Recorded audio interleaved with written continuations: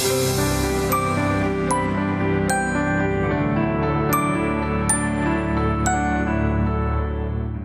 hello everyone again. I'm Danielle Pettiford, and this is my phenomenally handsome husband, Hasani Pettiford.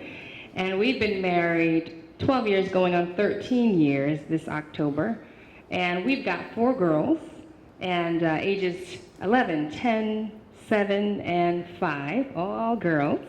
And we have this organization here, Couples Academy, and we are here to share our experiences and our mistakes and our problems, everything that we went through with you.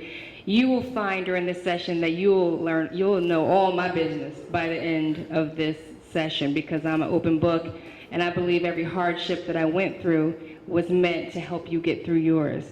So. Before I even start, I just want to reiterate a point.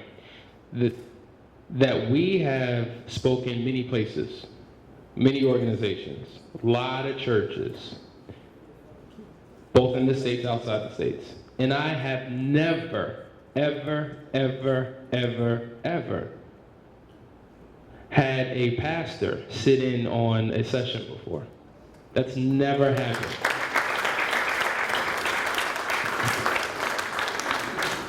So I'm humbled by that and amazed by that, because he's been married twice as long as we, and more than the majority of us in this room, and he's here to learn. So as a leader, he still exhibits a teachable spirit. And so that's the same thing that all of us need to do collectively over the next 2 days. Amen? Okay, so we're going to be talking about communication, and what's so interesting about it is that oftentimes, you know, as a marriage coach, a lot of times people come to us with an assortment of problems and issues. And I've always said, you know, you really don't have a financial issue. You really don't have a sex issue. You really don't have a parenting issue. You really don't have an in-law issue. What you have is an inability to effectively communicate. And because you're not effectively communicating, all of these other problem areas become issues in your marriage. Now, the challenge is this: God created us completely different. One of the biggest problems I find that married couples fall into is they're always trying to recruit their partner into thinking like them, behaving like them, processing like them, but God wired us differently. Men represent the masculine expression of who God is in the earth. Women represent the feminine expression of who God is in the earth. And when a man and a woman come together, they represent the image of God in the earth. So whatever her weaknesses are, when we're together, you could never see them because my strengths cover her weaknesses. Whatever mine are, when we're together, her strengths cover mine. So you should never see weakness in a couple from the outside looking in, because if we're truly connected and linked, celebrating our individuality, celebrating our differences, right? Because that's what compatibility is. It's not your partner being just like you. It's celebrating the differences and figuring out how you can make it work in the relationship. That's compatibility. And when you have that, there are no weaknesses that are visible to the outside world. Does that make sense? So we're wired differently. And that's, I guess, the sense of humor of God. When you think about communication, oftentimes it has been said that women speak 25,000 words per day. However, men generally speak 10,000 words per day. So if any man in here has a job, and they're on their job for 7-8 hours a day, after communicating with the boss, communicating with employees, communicating with customers, by the time they get home, they've run out of almost all their 10,000 words. Meanwhile, the wife, who still speaks around 10,000 words, by the time she gets home, she's got 15,000 more words to get out. So she's wanting to talk, and he's got nothing left in him because he's used up all his 10,000 words. So oftentimes one of the challenges in relationships is women complain about the fact that he just doesn't talk enough. He doesn't open up. He doesn't share. And one of the complaints of men is that all she does is talk. I can't get a break. I can't get any relief. So how do we resolve this particular problem? What we found is that women speak in paragraphs. Men speak in bullet points. Is that right? That's a problem. Interestingly enough, when you're on your job, typically you spend 7 to 8 hours a day communicating with your partner, and statistically, the average couple only communicates for 5 minutes a day. So when you combine your greeting in the morning, your greeting when you come home from work, and the few occasional words that unfortunately we communicate with each other before we go to bed, it totals 5 minutes versus the 8 hours of relationships that you're developing every single day while you're on your job. It creates a problem. And so what we have found is that there is this awesome concept called the moon to earth syndrome. Many of us struggle because our thing is, well, we've been married 5 years, we've been married 10 years, 24 years. I already know my partner. I already know what they're thinking. I already know what they're going to say before they say it. We've got our partners figured out, so we think. But there's a powerful concept called the moon to earth syndrome. And this is how it goes. When you look up in the moon, particularly here in Antigua, the moon is just, oh God, it's awesome. When you look into the moon, whether it's a full moon, a half moon, a crescent moon, you're only seeing one face or one side of the moon. That in order to see the other face or side of the moon, you would have to travel into space and look down from a different perspective in order to see the other face of the moon. Is that correct? That other side of the moon represents the dark side of the moon. That's actually a term, the dark side of the moon. Well, each of us have a dark side. And by dark side, I'm not suggesting an evil, sinister, malicious, just horrible side, but I'm talking about an undiscovered side. Think about it. There are different things that draw us to people. Now, let me just say this. Every single relationship on the planet Earth, every single relationship, whether male-female, female-female, male-male, co-worker, parent-child, sibling, spouse, every single relationship is based upon some form of attraction. Now, by attraction, do I mean emotional? Do I mean physical and sexual? No, not necessarily. But there's something that draws us to and attracts us to one another. So think about a coworker. There may be a commonality that you both share. Tennis. That draws you to that person. You can connect. You can enter into a conversation because that's what you're connecting with. But what if your spouse doesn't share that same commonality? Those are conversations you typically wouldn't have. So if Danielle's not into tennis, I'm not going to talk about tennis with Danielle, but I'll talk about tennis with my coworker. So there's an undiscovered side that she hasn't tapped into that someone else has tapped into. Do you see that? So in terms of communicating with our partner, it's good to begin to rediscover your partner all over again and to look into those dark areas or undiscovered sides so that it can begin to spark more communication in your dialogue. Yeah, if you think back to when you first got together, there were certain things that just really attracted you to your spouse, right? It was the way they walked, the way they talked, the way they knew how to interact with somebody. There was something that really stood out to you in that person. And then later on in a relationship, it's that same thing that gets all over your nerves and causes a problem. You notice that? Anybody, any amens on that? Yes. And so think about what we just talked about, men having, 10,000 words and women having 25,000 words. And Hasani is a speaker. So, I'm infatuated by this man because he's such an amazing speaker and he's got all this passion. And then when he gets home, he don't have nothing to say to me. So now I'm actually struggling to, enjoy the man because the very thing that attracted me to him is causing me to feel closed and shut me down. So we have to learn to lift up our spouse and actually acknowledge who they are, recognize who they are, and not try to change them. Because one of the things that I tried to do was change him. I'm like, okay, you need to stop talking to people. He's very social. He'll get up and walk around and talk to people. I'm more reserved. I'm quiet. I'm thinking. I'm meditating. And I can't make him be like me. I'm closing him down. We need to actually recognize who the person is, remember who they are, and discover those other parts and see how we can work together with that. Now, in terms of communication, this is important. I want you to write this down. There are 3 components of communication that all of you have got to learn and begin to implement in your relationship. Okay? 3 components of communication. Number 1 are our words. Okay? So write down the word words. And by that, put what you say. What you say. The second component of our communication would be tonality. Your tone. How you say what you say. Okay? Tonality. How you say what you say. Number 3, it would be your facial expressions and your body language. Okay? Facial expressions and body language. Now what's interesting is words represent 7% of your communication.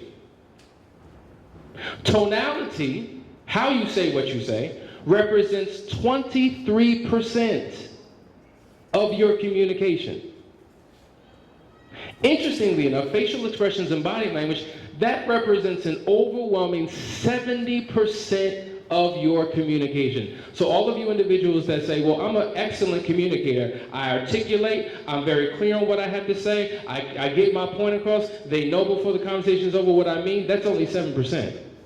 And oftentimes, how you say what you say gets in the way of what you say. Because a lot of times we're rude, we're nasty, we cut our partners off, we get all up in their face, the way our levels are high, we don't talk in a methodic way that allows our partner to hear what we're saying. They're more caught up in how we say what we say than what we say, and our delivery oftentimes gets in the way. And our facial expressions and body language can send across messages that are inconsistent with the very words that we speak. Just think about this. If I were to say, and I want you to see me as I'm doing this, if I were to say, I love you, what did that communicate? Did that communicate love?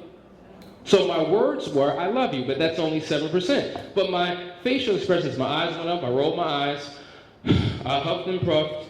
You can look at my disposition. It doesn't communicate any type of love. And oftentimes our body language, which is the one thing we don't pay attention to, gets us in more trouble than the actual words that we're communicating. Yeah, you don't have to say anything. You can walk into a room and give your spouse a look. That look, the look. And you're like, why did you make that face? Why did you do that look? What look? That look, I know that look. What was that look? And you don't acknowledge your look. You know you gave the look. You know the look because you know the feeling you felt when you walked into the room, whatever it was. There was toys on the floor, the kids, something. Something was wrong, and you gave your spouse the look, and that look started an argument. Maybe there was no verbal, but it was an argument inside, an internal argument. Now, what's going to happen? There's a counteracting. Well, he gonna give me that look, forget that, I'm not gonna do this, forget dinner, forget ironing, I ain't doing nothing. So it's all about having a peaceful mindset with your spouse. You know, we know that there are certain situations and certain habits that we have that upset one another. You know, somebody's a neat freak. Somebody is kind of messy. Somebody, is, whatever it is. And whenever we're not happy with something that we see, we give those reactions, which start internal warfare. And so when you consider body language, I mean, some of us are like this.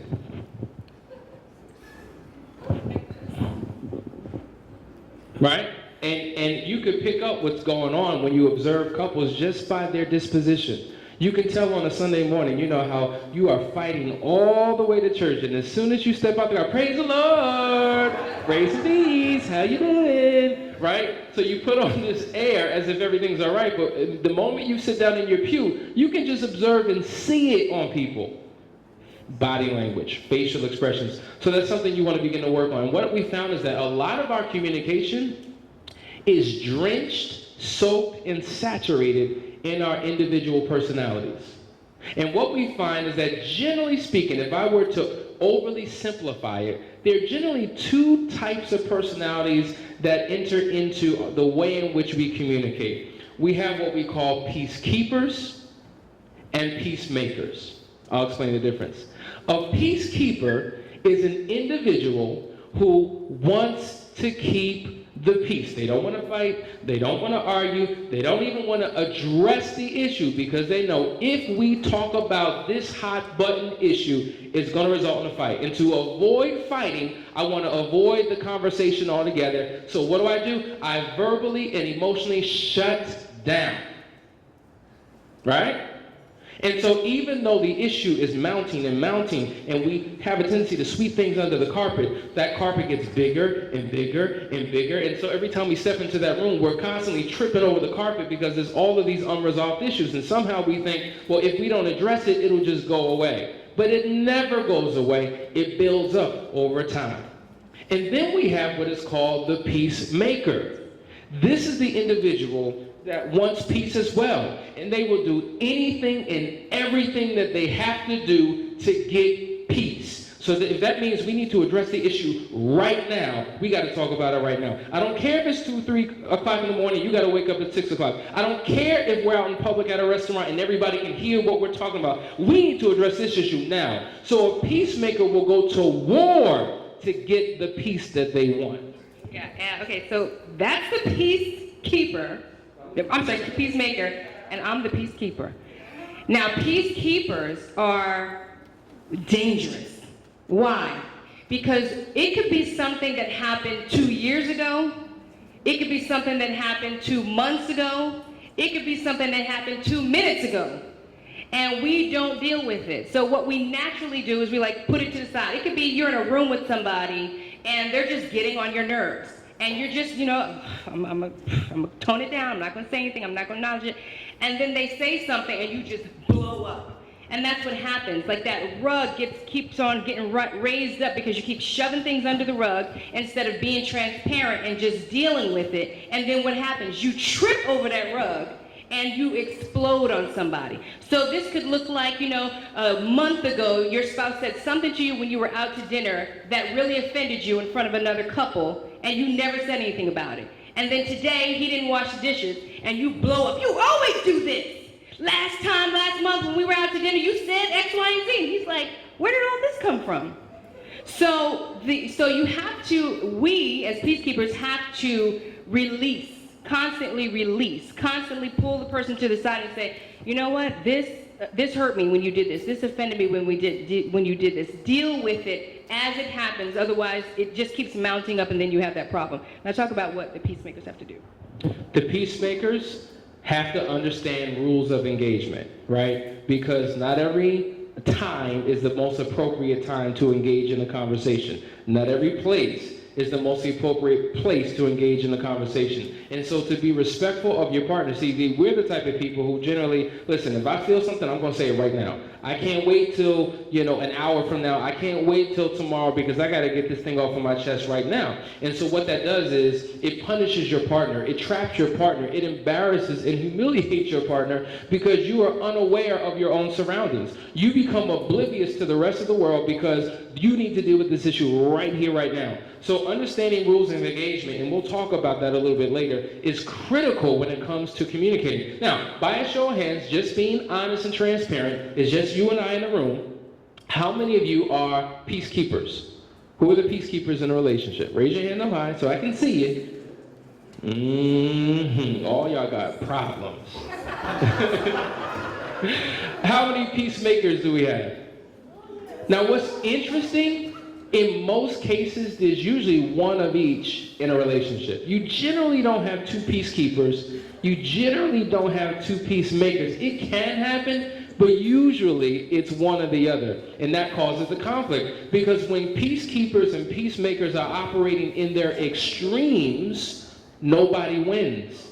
So you have to learn how to step outside of yourself, move closer to the middle, and learn how to negotiate and work with your partner in order to deal with particular issues, knowing how to address them. Does that make sense? Don't embarrass us. We don't like being embarrassed. So we got to do it in the privacy somewhere when nobody's looking. Setting is the most important thing for us. And another thing with peacemakers, because I'm one, we will talk for hours and hours and hours and hours and hours and hours and hours and hours. So you've got to put a time limit on it. right? There should be, now peacekeepers love that because they're like looking at their clock the whole time, stalling, not saying nothing, waiting for the timer to go off to end the conversation. But what it is, you have to have a minimum amount of time that you address a particular issue and a maximum amount of time. And if it is not resolved in that specific time period, you set an agenda, you set a meeting to discuss it again. If it takes several days to several weeks to resolve an issue, then that's what you do.